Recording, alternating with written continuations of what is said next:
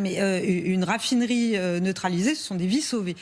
Une raffinerie de pétrole, le pétrole, les hydrocarbures, c'est le cœur, c'est l'ADN, c'est la matrice de l'appareil de la machine de guerre russe. Donc celle qui tue en bout de chaîne et qui frappe les civils. Donc c'est une campagne absolue, revendiquée, coordonnée, très pensée.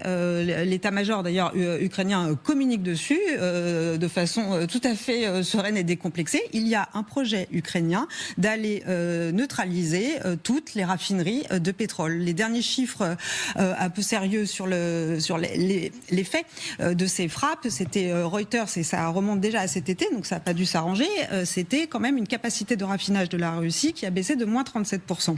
Donc c'est en termes de stratégie militaire, je rappelle que les alliés en Europe pendant la Seconde Guerre mondiale ont mené des campagnes contre les cibles de carburant nazis. Bah oui, comment fonctionne une armée? Il lui faut du carburant, il lui faut du carburant pour faire tourner ses militaires, ses armées, etc. Et surtout le revenu.